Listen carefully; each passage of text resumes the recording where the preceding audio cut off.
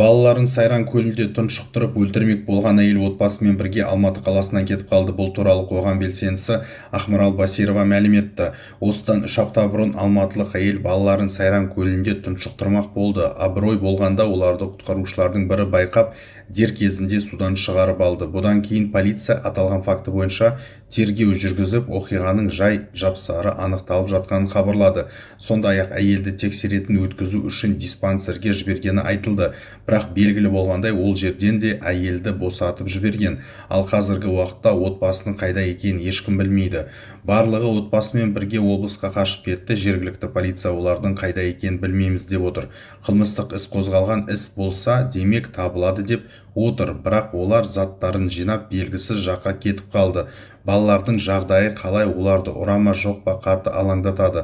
Анықтайтын боламын, дейді Ақмарал Басирова. Ол мұндай жағдайларға тек ананы емес, балалардың әкесін де жазаға тарту керектігін айтты.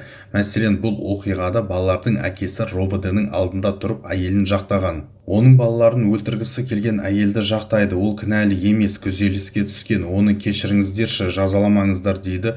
Мұндайды қалай кешіруге болады? Бірінші кезекте балаларды қорғау керек, дейді Басирова.